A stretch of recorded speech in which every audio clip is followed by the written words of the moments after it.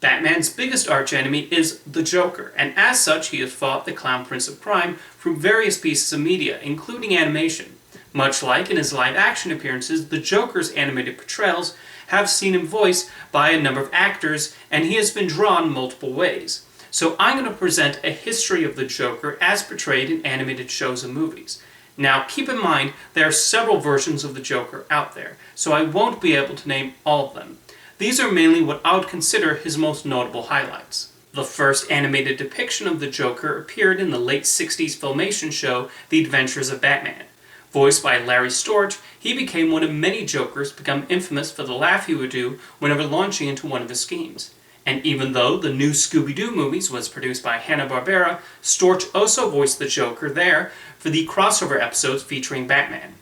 Lenny Weinrib of H.R. Pufnstuf fame then took over the role for Filmation's The New Adventures of Batman cartoon in the late 70s. Hanna-Barbera then had Frank Welker voice him in the 80s animated series The Superpowers Team Galactic Guardians. Following the success of Tim Burton's Batman in 1989, Warner Brothers hired Bruce Timm and Eric Radomski to create a new animated Batman series, which premiered on Fox Kids in 1992. Even though Jack Nicholson's portrayal in the movie was widely acclaimed, Timm and Radomski did not want to replicate it in the show. This gave the actors who auditioned for the role more freedom in interpreting the Joker. Tim Curry was originally cast in the role, and there have been a few varying stories about why he was replaced. One story goes that he was deemed too scary, which was supported by Bruce Wayne's voice actor Kevin Conroy. Curry says it's because he developed bronchitis, and Timm and Radomski said he wasn't quite what they were looking for. Whatever the reason, it's a fascinating what-if. Mark Hamill was then selected to voice the Joker, and he knocked it out of the park. While he's voiced many villains since, the Joker was considered about as far away from Luke Skywalker as he could get. Hamill saw him as a classic theatrical villain, and voiced him accordingly. This is a Joker who takes great joy in messing with Batman, and gets especially annoyed when his jokes are ruined. Hamill's laugh has since become iconic, really capturing the twisted persona of the character. Although part of the inspiration for the laugh came from his time playing Mozart in stage productions of Amadeus. Because of what was allowed on Fox Kids, the writers could not show the Joker killing anyone. So instead they leaned into the concept of the Joker giving people permanent grins, which added a sinister side to his clownish behavior. Batman the Animated Series did a spectacular job of showing how on opposite sides the Dark Knight and the Joker are. His plans were often really outlandish and over the top, like in one episode where he tries to pattern fish with his signature smile. Elements introduced in the show would dominate the character for years. The biggest came from Paul Dini's idea to give him a female henchman. The result was Harley Quinn, who also became his girlfriend.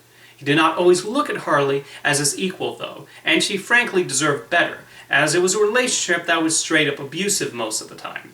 Harley would eventually become popular in her own right, and prove she could work independently of the Joker. With how popular Mark Hamill's portrayal was, it's little surprise he continued to voice the Joker in animated productions for years. When Batman Mask of the Phantasm was greenlit, the Joker was chosen as the secondary villain. He arrives late into the movie and makes an immediate impression.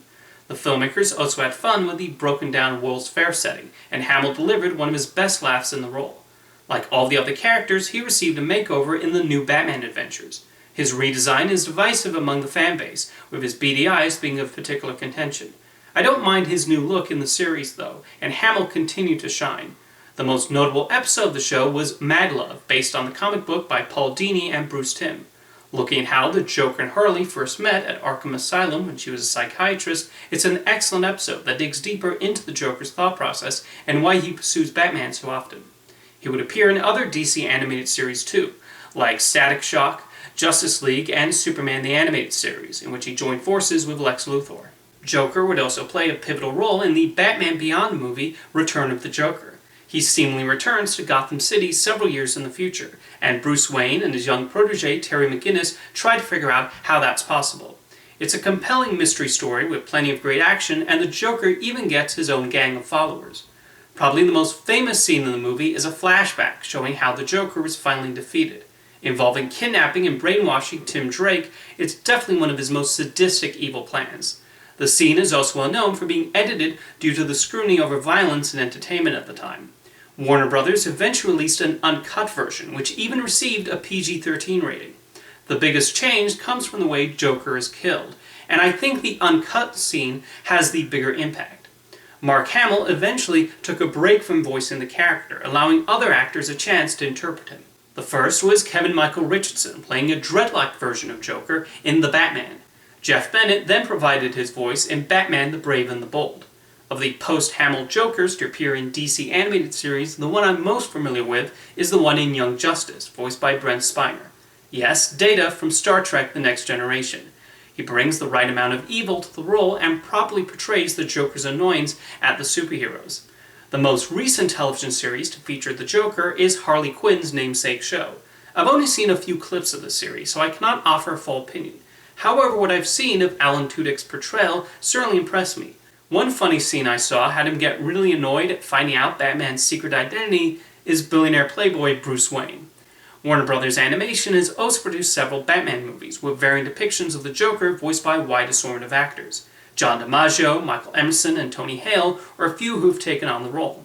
Jeff Bergman voiced the Cesar Romero version in Batman Return of the Caped Crusaders, an animated adaptation of the 60s television show with Adam West.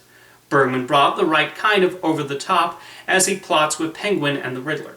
While Hamill did still make occasional appearances of the Joker, like in the Arkham video games, he said what would motivate him to return to the role in an animated project was if they adapted the graphic novel The Killing Joke. So Warner Brothers Animation eventually gave the green light to the adaptation, with Hamill indeed voicing the Joker. Although it strangely takes about a half hour for the Joker to actually show up in this animated version of Alan Moore and Brian Boland's famous comic book. We have to sit through an episode of The Adventures of Batgirl first. This was added mainly due to the controversial storyline of Barbara Gordon being shot by the Joker, so they could flesh her out. And it is neat seeing her do crime fighting, and we get some decent action. However, she also spends a considerable amount of time complaining about Batman, and then making out with him? She still gets shot though, so I'm not sure it fixed the problem people had with The Killing Joke. Once the Joker does show up, Hamill certainly portrays him with the right chilling and villainous quality as he tortures Commissioner Gordon. It's certainly one of the more disturbing portrayals of the character, although the film also goes into his backstory and how everything went sideways for him. Meanwhile, The Killing Joke explores the ongoing battle between Batman and Joker, and the strange relationship they share with one another. I know the movie was not all that well received, and it certainly has its flaws, but I thought the film was fine. Finally, I want to conclude with a mention of what ended up being one of my favorite Jokers from the Lego Batman movie. Brilliantly voiced by Zach Galifianakis, this take shows how determined he is to have Batman's approval. He so desperately wants Batman to see him as his arch-enemy, while the Caped Crusader just sees him as just another member of his rogues gallery. I loved how the film explored this and brought it back to Bruce Wayne's own loneliness.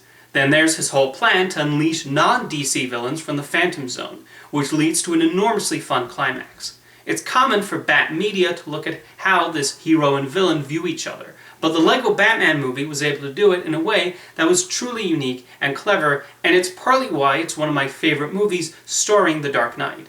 It also shows why these two will continue fighting for several decades in all kinds of animated movies and shows.